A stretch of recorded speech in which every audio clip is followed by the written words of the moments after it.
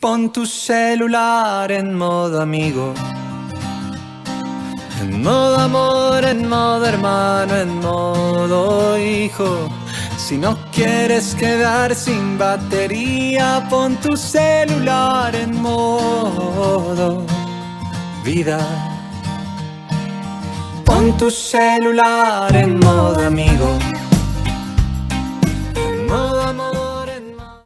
¿Qué tal? ¿Qué tal? ¿Cómo están todos ustedes? Bienvenidos al 12º episodio de Hagamos una Reforma, un podcast para dar fundamento, orientación y explicación al proceso de pasar de ser la casa de la palabra a una red de casas de la palabra en este 2024. En otras palabras, estoy explicando por qué ir de una iglesia convencional de domingo a una red de iglesias en casas esparcidas estratégicamente en toda la ciudad y la región. No estamos tratando de inventar un nuevo modelo de iglesia, sino más bien redescubrir los principios bíblicos históricos de la iglesia primitiva, principalmente los primeros 300 años, interpretarlos a la luz de nuestro contexto actual y hacer los ajustes necesarios para volver a la manera de Cristo y los apóstoles. El tema de hoy es un tema muy pero muy especial.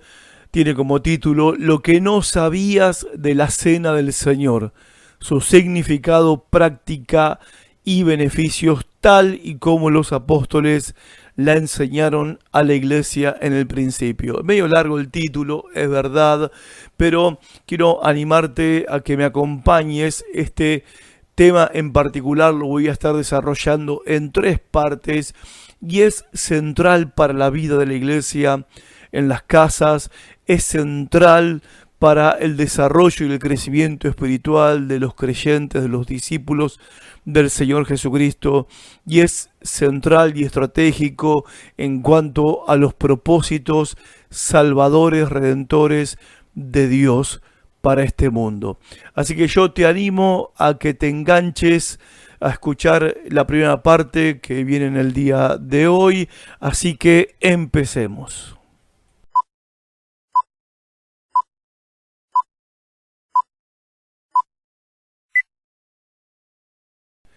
Muy bien, la premisa principal es esta.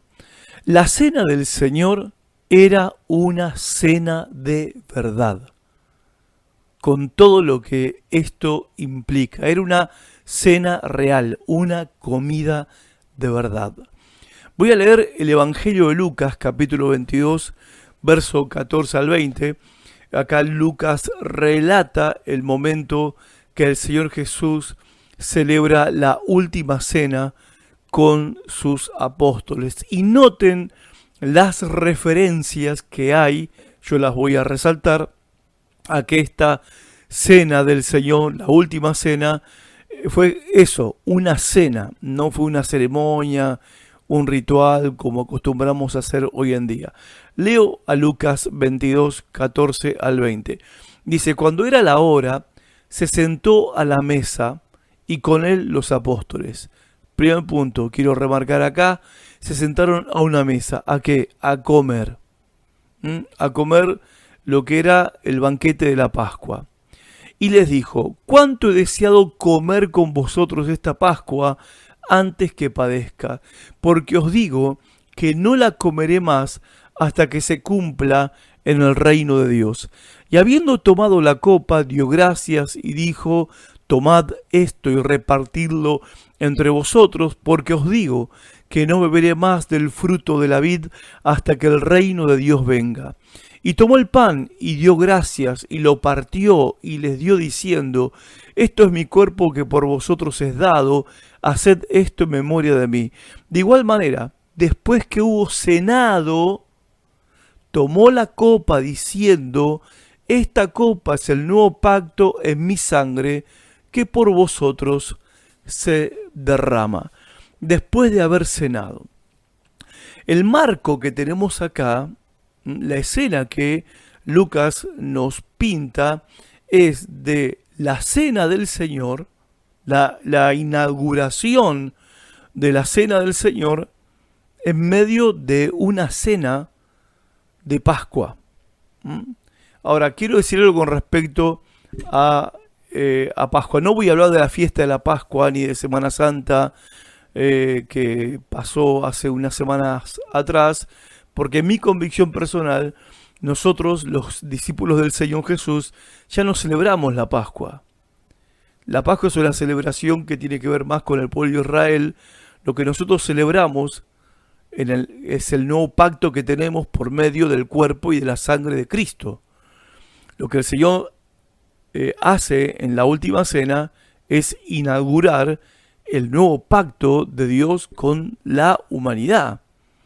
Entonces, nuestro recordatorio de la cena del Señor no es el recordatorio de la Pascua, como los judíos lo recuerdan una vez por año, o como la cristiandad la ha celebrado una vez por año, porque, y como lo vamos a ver, para nosotros esta es una celebración semanal y no algo anual. No recordamos esa Pascua, recordamos el momento donde el Señor Jesús instauró el nuevo pacto. Un erudito llamado Gordon Fee, él escribió en su comentario a 1 Corintios con respecto a esta última cena, él dice: desde el principio, la última cena fue para los cristianos no una Pascua anual, sino una comida que se repetía regularmente en honor del Señor. De ahí la cena del Señor. Ahora, una pregunta quiero hacer. La cena del Señor, como la celebraban los primeros cristianos, ¿miraba al pasado o miraba al futuro? Bueno, en el versículo 16, Jesús dice: porque os digo que no la comeré más, esta comida con ustedes, hasta que se cumpla en el reino de Dios. Y en el verso 18 dice el Señor: porque os digo que no beberé más del fruto de la vid hasta que el reino de Dios venga. Esa palabra hasta que, en esa palabra Jesús está diciendo que va a haber una comida, una cena en el futuro. ¿Y cuándo va a ser esa cena? ¿A qué cena apunta Jesús cuando Él está estableciendo la cena que lleva su nombre, la cena del Señor, en esa última cena?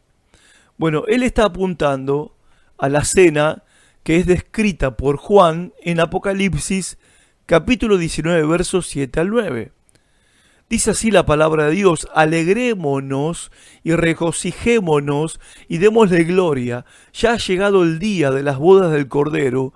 Su novia se ha preparado y se le ha concedido vestirse de lino fino, limpio y resplandeciente. El lino fino representa las acciones justas de los santos. El ángel me dijo: escribe, dichosos los que han sido convidados a la cena de las bodas del Cordero. Y añadió: estas son las palabras verdaderas de Dios.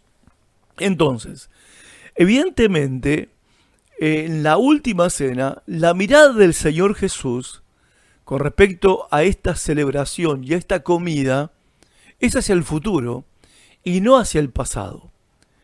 Por otro lado, nosotros hoy en día hemos practicado la cena del Señor por siglos, con una mirada más al pasado que hacia el futuro. ¿Por qué? Porque recordamos, ¿sí?, el momento de la muerte del Señor, los sufrimientos del Señor, la crucifixión del Señor, y es ahí cuando la cena del Señor se torna más en un ambiente melancólico, triste, de mucho recogimiento, casi como que estamos velando de nuevo al Señor Jesucristo.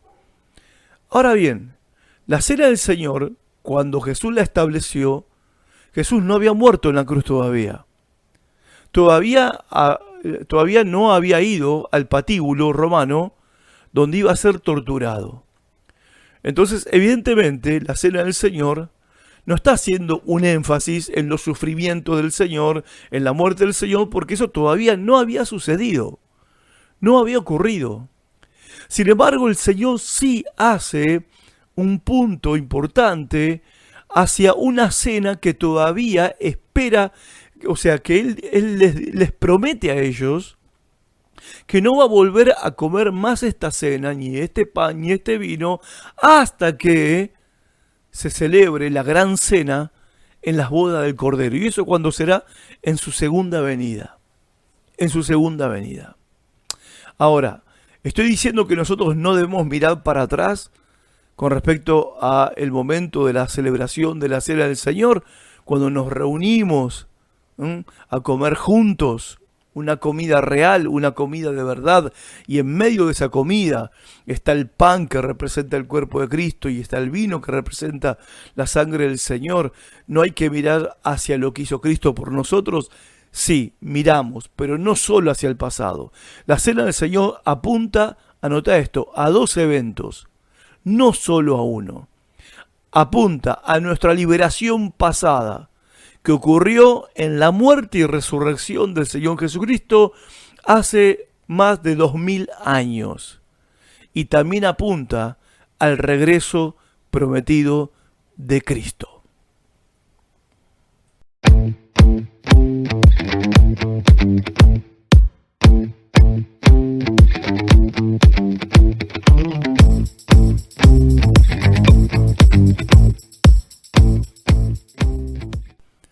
Ahora bien, la pregunta es, ¿por qué una comida de verdad? El Señor celebró una comida de verdad con los discípulos en su última cena, donde inauguró la Cena del Señor.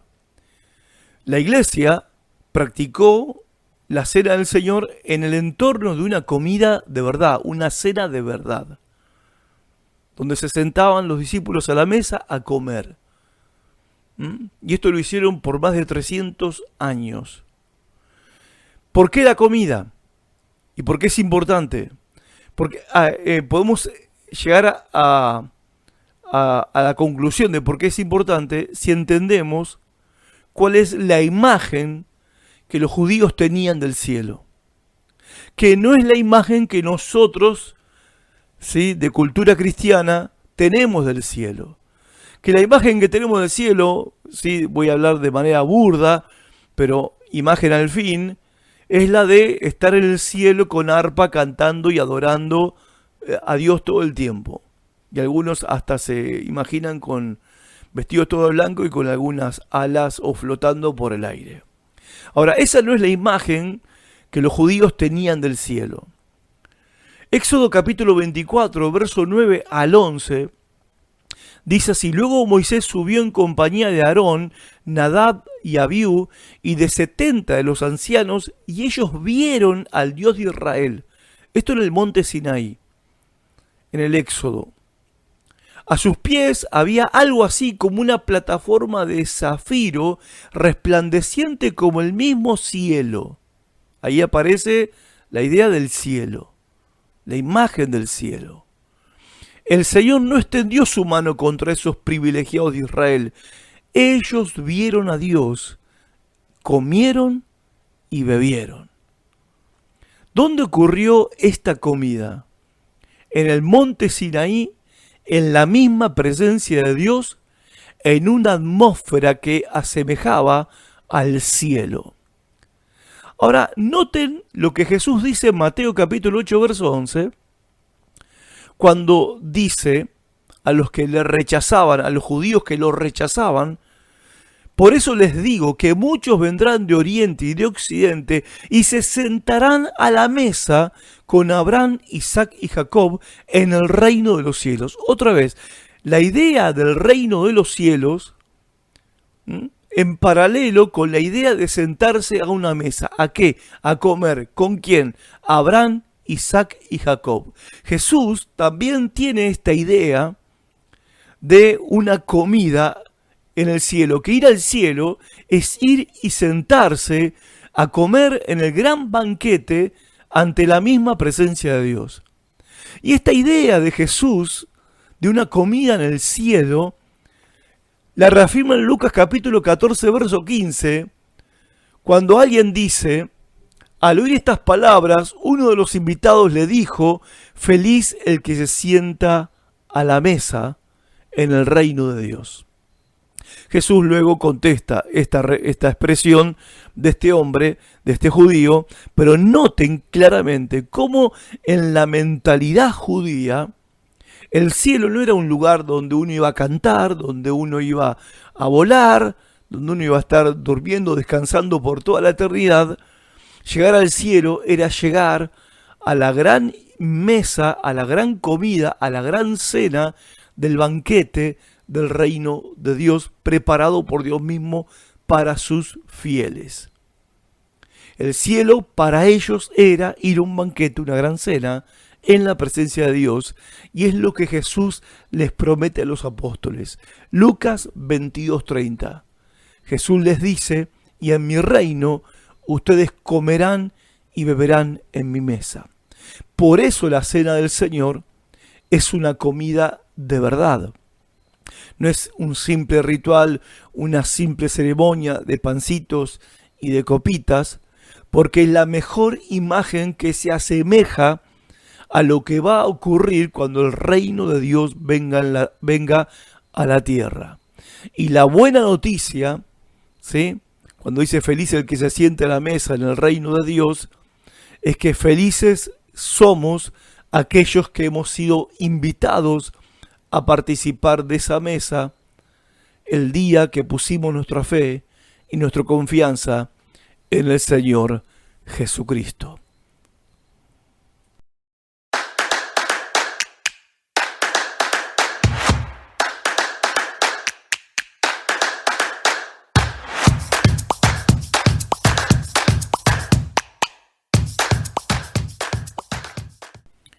Ahora quiero llamarte la atención a una frase de Jesús en la última cena, cuando Él dice que al comer la cena del Señor, tenemos que hacerlo en memoria de Él. Él dijo: háganlo en memoria de mí. Bueno, para la palabra memoria, ¿sí?, tenemos que definir si se refiere a recuerdo o recordatorio. Recuerdo apunta al pasado. Recordatorio apunta al futuro.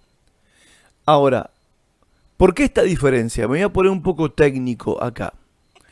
La palabra, téngame paciencia, la palabra mí, en memoria de mí, dijo el Señor, hagan esto en memoria de mí. Esa palabrita mí, en el Nuevo Testamento puede escribirse de dos maneras. Mou, que es un término ambiguo, es mí, pero algo con un significado ambiguo. O escribir la palabra hemos, que es posesivo de quien lo dice. En el versículo 19 no usa la palabra mou. No dice el Señor: hágalo en memoria de mou. Dice: háganlo en memoria de hemos, de mí. Usa hemos, lo que implica, y escuchen esto, que el recordatorio no es acerca de Jesús, que somos nosotros los que tenemos que acordarnos de Jesús, y cuando comamos el pan y bebamos la copa, no tenemos que olvidarnos de lo que el Señor hizo por él, porque la palabra hemos pone el sentido no en que nosotros somos los que recordamos, sino en que es Jesús el que recuerda. El recordatorio no es acerca de nosotros recordando a Jesús, sino para Jesús. Lucas 22:19. Entonces Jesús tomó el pan, dio gracias a Dios, lo partió, se lo dio a los apóstoles y dijo: este pan es mi cuerpo que doy por ustedes.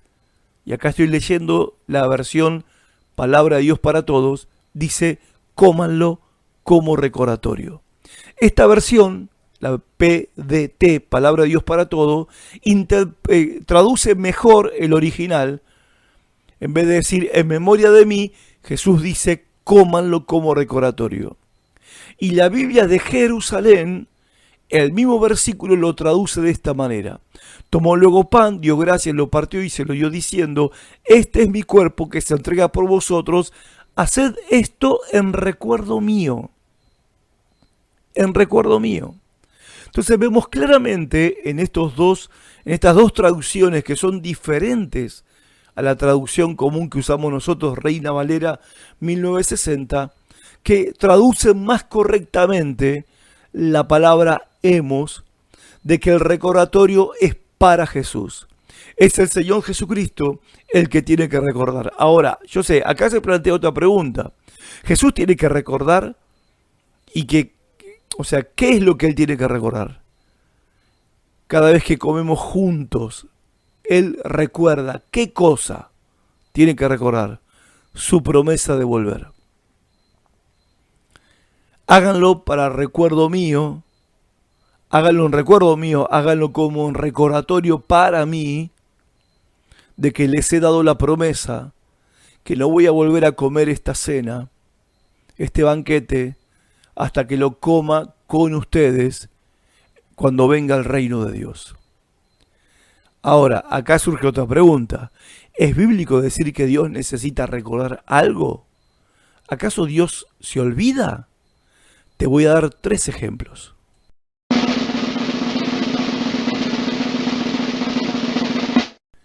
El primer ejemplo lo tenemos en el relato del diluvio, en Génesis capítulo 9, versículo 12 al 15. Habrá notado que estoy usando muchos versículos de la Biblia porque quiero que esto esté bien fundamentado en la palabra de Dios. ¿Qué dice Génesis 9, 12 al 15? Dice: y Dios añadió: esta es la señal del pacto que establezco para siempre con ustedes y con todos los seres vivientes que los acompañan. He colocado mi arco iris en las nubes, el cual servirá como señal de mi pacto con la tierra. Cuando yo cubra la tierra de nubes y en ellas aparezca el arco iris, me acordaré del pacto que he establecido con ustedes y con todos los seres vivientes. Nunca más las aguas se convertirán en un diluvio para destruir a todos los mortales. ¿Qué es lo que dice Dios en este texto? Está diciendo que cada vez que aparece el arco iris después de una lluvia o de una tormenta, no es para que nosotros nos acordemos del diluvio, de Noé, o que nosotros nos acordemos que Dios prometió no volver a destruir el mundo y a sus habitantes a través de un gran diluvio. No, es para que Él se acuerde. Cada vez que el arco iris aparece en el cielo después de una gran lluvia, Dios lo ve y se acuerda del pacto que hizo con nosotros. La cena del Señor funciona de la misma manera. Cada vez que nosotros celebramos la cena del Señor, funciona como un recordatorio al mismo Señor Jesucristo que Él tiene que volver por nosotros para ir a celebrar con Él la cena de las bodas del Cordero. Ahora, capaz que me digas: bueno, pero ese es un texto solamente. Te comparto Éxodo capítulo 2, verso 23 al 25. Escuchá lo que dice acá. Aconteció que después de muchos días murió el rey de Egipto, y los hijos de Israel gemían a causa de la servidumbre y clamaron, y subió a Dios el clamor de ellos con motivo de su servidumbre, y oyó Dios el gemido de ellos, y se acordó de su pacto con Abraham, Isaac y Jacob. Y miró Dios a los hijos de Israel y los reconoció Dios. Se dan cuenta como acá otra vez tenemos una hermosa ilustración de cómo Dios, yo no voy a decir que lo necesita, pero sí lo voy a decir que Él lo estableció de esta manera. La Biblia nos dice, para que entendamos, que Dios se acordó. Dios no pierde la memoria, pero Dios estableció cumplir sus propósitos juntamente con nuestra intervención. Entonces, en el caso del arco iris, ahí no hay ninguna intervención nuestra. La tormenta la manda Él, el arco iris aparece por voluntad de Él, y Él se acuerda que prometió no volver a destruir el planeta Tierra con un diluvio otra vez. Ahora acá vemos que Él escucha el gemido del pueblo de Israel y se acordó del pacto que había hecho con Abraham, Isaac y Jacob, y los reconoció Dios. Ellos gimieron, ellos habrán gemido también reclamándole a Dios el pacto que había hecho con sus antepasados, y Dios se acordó de ese pacto. Dios lo recordó. En Ezequiel capítulo 16, 59 al 60 tenemos otro hermoso ejemplo. Dice: pero más ha dicho Jehová el Señor: haré yo contigo como tú hiciste, que menospreciaste el juramento para invalidar el pacto. Antes, yo tendré memoria de mi pacto que concerté contigo en los días de tu juventud. En fin, la Biblia es clara cuando nos dice que Dios recuerda, ¿sí? Aplicación para nosotros cada vez que celebramos la cena del Señor como una comida de verdad, porque eso es la cena del Señor, una comida de verdad, porque es la mejor imagen que representa las cenas en las bodas del Cordero. Va a ser una comida, no un pancito y una copita para cada uno. Él recuerda su promesa de volver por nosotros para aquella gran cena en el reino de Dios. Ahora, déjenme hacer énfasis en esto y no te la pierdas, porque esta seguramente no la tenías.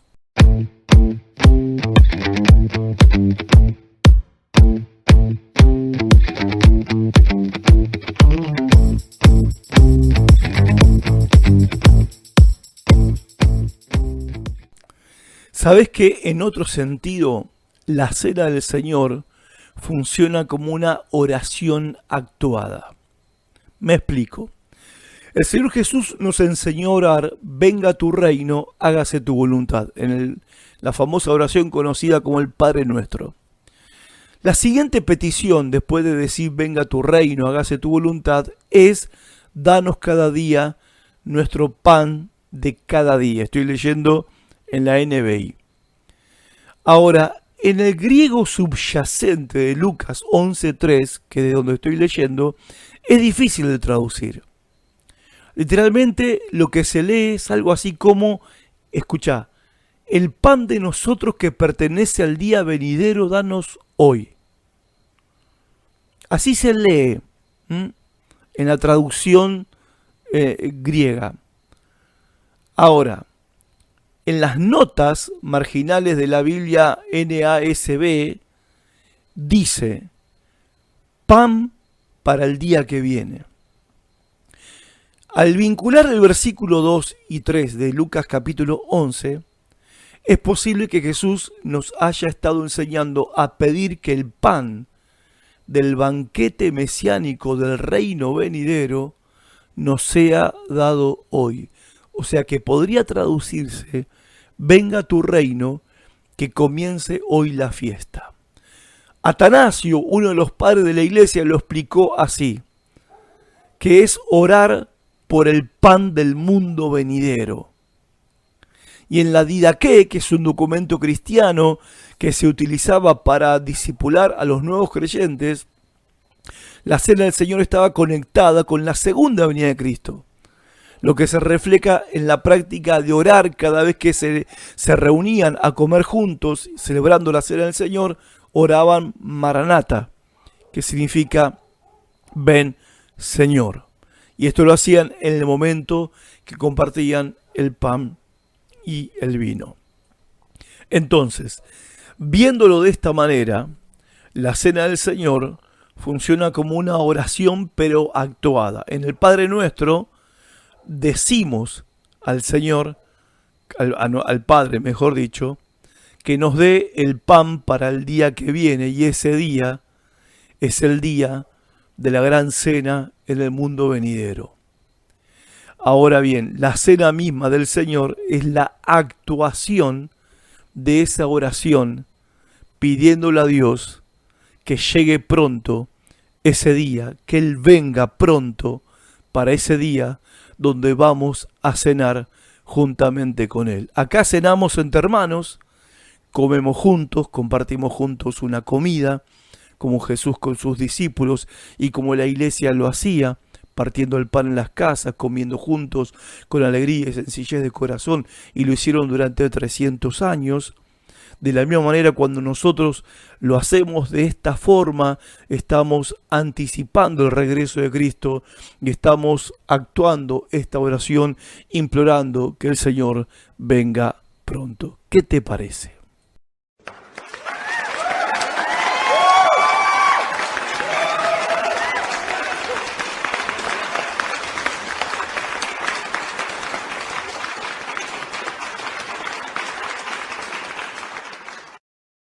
Entonces, repasemos. ¿Qué aprendimos hasta acá? Brevemente, la cena del Señor era una cena de verdad.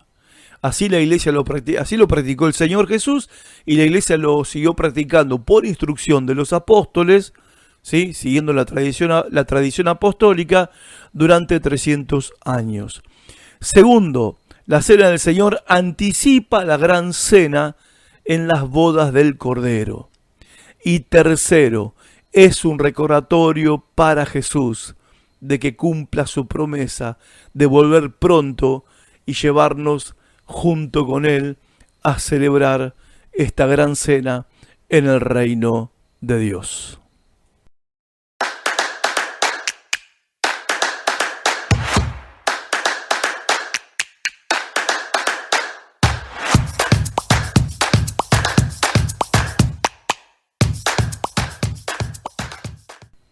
Ahora déjame plantearte otra pregunta. ¿Cuál es la prioridad del culto? ¿O la prioridad en el culto?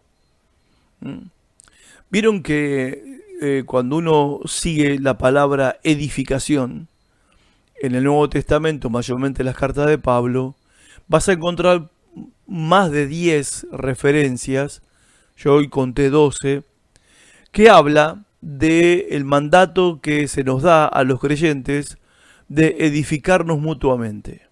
Nos habla la palabra de Dios acerca de la mutua edificación. En 1 Corintios 14, 26 nos habla del propósito de la reunión, del culto o del servicio, como le llaman algunos, o la celebración. Y dice el apóstol Pablo, ¿qué concluimos, hermanos? Que cuando se reúnan, cada uno puede tener un himno, una enseñanza, una revelación, un mensaje en lenguas o una interpretación. Todo esto debe hacerse para la edificación de la iglesia. Este simple versículo bíblico es una descripción muy clara de cómo era la dinámica de un culto en los primeros siglos. Acá en particular hablo de la iglesia de Corinto, pero era la misma práctica en todas las iglesias. ¿Por qué? Porque las iglesias aprendieron a hacer el culto guiados por la enseñanza de los apóstoles, que recibieron esa revelación del mismo Cristo a través del Espíritu Santo mientras ellos iban predicando el Evangelio de ciudad en ciudad y de nación en nación, como nos relata el libro de los Hechos de los Apóstoles. La edificación es la prioridad del culto, es la prioridad de esta reunión del domingo, que le llamamos culto, que le llamamos reunión, servicio, celebración, como dije recién. Ahora, si la edificación es la prioridad, la pregunta que tenemos que hacer es ¿cómo se da esta edificación? Y acá es donde las iglesias evangélicas, en realidad todas las iglesias cristianas, tenemos diferencias. Están los que dicen que la edificación se da, los creyentes se edifican cuando entran a la presencia de Dios. Y esto se hace a través de la alabanza, a través de la adoración. Otros dicen no, que la edificación de la iglesia se da cuando la iglesia ora, cuando hay culto de oración, cuando hay reuniones de oración. Después hay otro sector en la iglesia que le da más preponderancia a escuchar la palabra de Dios, a la enseñanza o a la predicación. La iglesia se edifica cuando escucha la palabra de Dios. Ahora, después que cantamos, recogemos las ofrendas y los diezmos, ok, ahora viene el plato fuerte. Se suele escuchar por ahí, ¿no? Y es la palabra de Dios. Es el momento de la edificación. La enseñanza, la predicación es cuando se edifica a los creyentes. Ahora bien, en Hechos capítulo 20, versículo 7, nos dice el para qué se reunían los creyentes. La prioridad es la edificación. ¿Sí? Ok.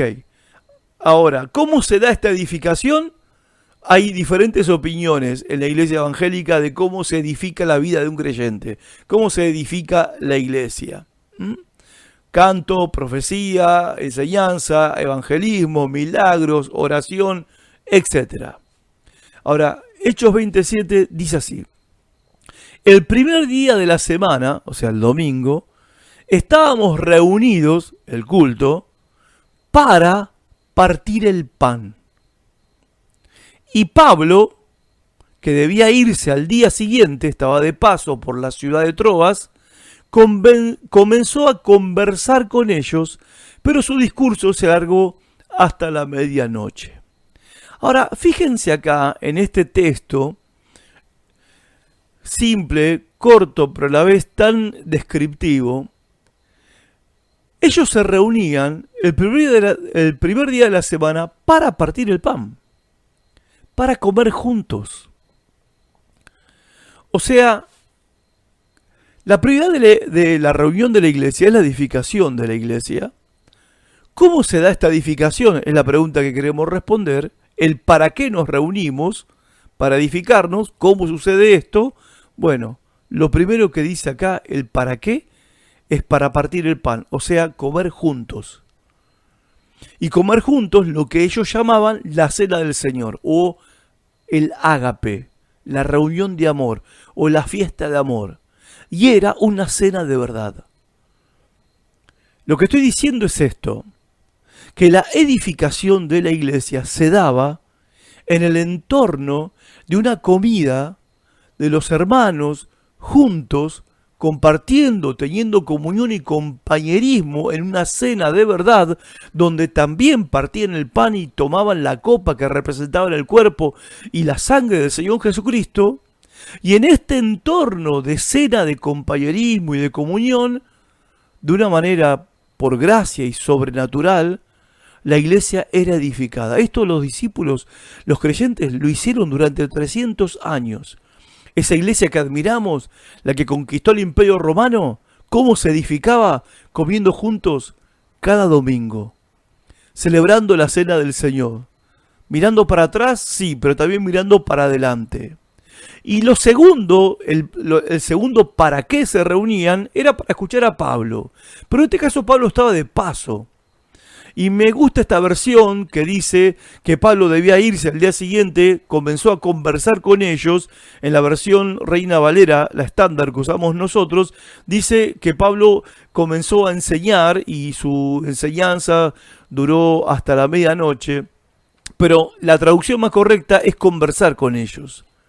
Porque en la cena, en la comida, en el compartir, se conversaba y Pablo usaba un sistema de enseñanza basado en la conversación. No predicaba, él no predicó 12 horas esa noche. ¿Se entiende?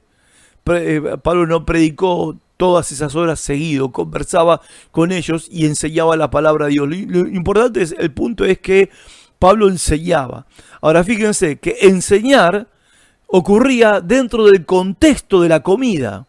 O sea, había una comida y era la prioridad, era comer juntos, estar juntos y edificarnos mutuamente, compartir las cargas unos con otros, consolarnos unos con otros, pero también se oraba juntos, oraban unos por otros, también estaba la enseñanza y como leímos en 1 Corintios 14:26, uno tenía un salmo para compartir, otro tenía una enseñanza, otro una revelación, otro tenía un mensaje en lenguas, otro tenía el don para interpretar ese mensaje, todo tenía que hacerse para edificación de la iglesia.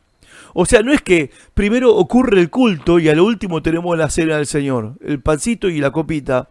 O primero tenemos la cena del Señor y después viene el culto, el canto, la alabanza, la adoración, la oración, la prédica, la enseñanza, la oración por los necesitados. No, todo eso ocurría junto en el contexto de una mesa grande, a veces dos, como ya se los expliqué en podcasts anteriores, que si no los escuchaste te recomiendo que los escuches, donde comían juntos con alegría y sencillez de corazón. Y lo hacían en una casa el primer día de la semana, que es el domingo, porque el domingo era el día en que resucitó el Señor. ¿Qué me decís a esto?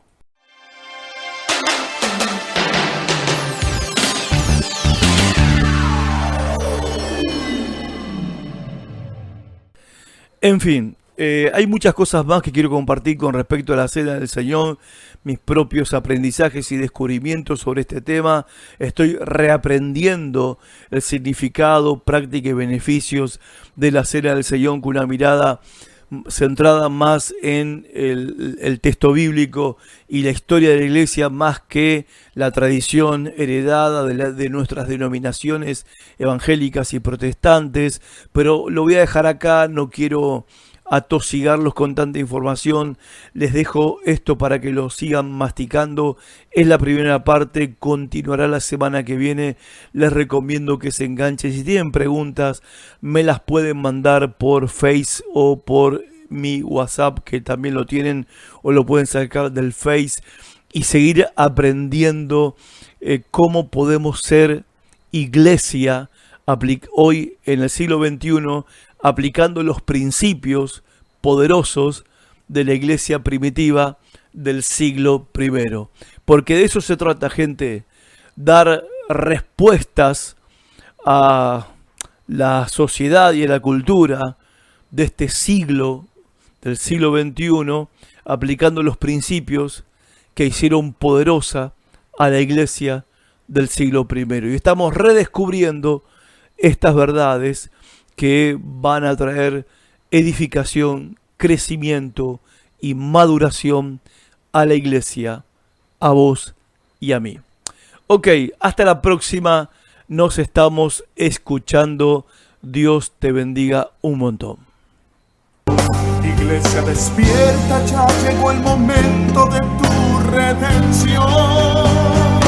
Yo quiero una iglesia que sane al herido, que rompa cadenas, liberte al cautivo, que aclare la mente al que está confundido y que hable verdad. Yo quiero una iglesia que con su mirada le brinde esperanza al alma angustiada. Yo quiero una iglesia que sane la herida de la humanidad.